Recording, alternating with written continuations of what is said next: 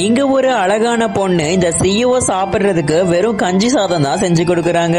இத பார்த்து அங்க இருக்கிற ஷெஃப்ஸ் எல்லாருமே ரொம்பவே பயப்படுறாங்க. ஏன்னா இவர் ஆல்ரெடி 100 நானிஸ ரிஜெக்ட் பண்ணிருக்காரு. அப்பன்னு பார்த்து தெரியாதனமா இந்த பொண்ணுடைய ஷர்ட் பட்டனுமே அந்த சிஇஓ சாப்பிடுற கஞ்சி சாதத்திலயுமே விழுந்துரும். இதனால இந்த பொண்ணு ரொம்பவே கூச்சப்பட்டுக்கிட்டு அங்க இருந்து ஓடி போயிடுவாங்க.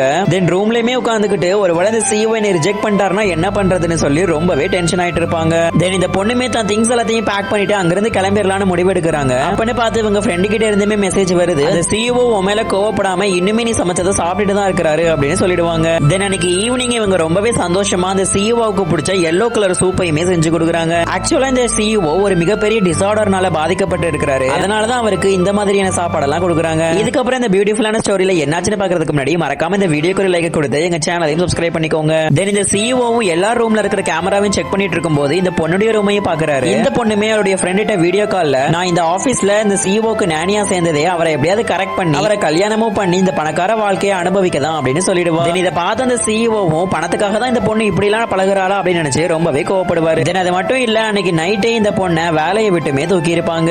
இந்த சிஇஓக்கு சமைக்கிறதுக்கு மறுநாளே வேற ஒரு நானியையும் அப்பாயிண்ட் பண்ணிருப்பாங்க. பட் அவங்க சமைச்சு கொடுக்கிற சாப்பாடு எதுவுமே இந்த சிஇஓக்கு பிடிக்காது. இன்னுமே அவன் அந்த பொண்ணை தான் நினைச்சிட்டும் இருக்கிறாரு. அந்த பொண்ணுமே தன்னுடைய திங்ஸ் எல்லாத்தையும் பேக் பண்ணிட்டு பஸ்ஸுக்காக வெயிட் பண்ணிட்டு இருக்காங்க. அப்பன்னு பார்த்து இந்த டாக்ஸி டிரைவருமே இந்த பொண்ணு கிட்ட வந்து வம்பு பண்ணிட்டு இருக்கிறான். இந்த பொண்ணுமே அவங்க இருந்து தப்பிச்சு போக ரொம்பவே போராடுறாங்க. அப்பன்னு பார்த்துதான் கரெக்டா அந்த சிஇஓவும் அந்த இடத்துக்கு வந்துடுறான். தென் இந்த புள்ளி பண்ற பையனையுமே நல்லாவே அடிச்சிட்டு இந்த பொண்ணுமே அந்த சிஇஓ கிட்ட ஏன் நீங்க வேலையை விட்டு தூக்குனீங்கன்னு கேட்கும் போது நீ உன் ஃப்ரெண்டு கிட்ட என்ன பேசிட்டு இருந்தேன்னு யோசிச்சு பாரு, அதனாலதான் உன்னை வேலையை விட்டு தூக்குனேன் அப்படின்னு சொல்லிடுவாரு. இந்த ஸ்டோரி பத்தி நீங்க என்ன நினைக்கிறீங்க? இதோடைய பார்ட் 2 வேணும்னா பார்ட் 2 கமெண்ட் பண்ணுங்க.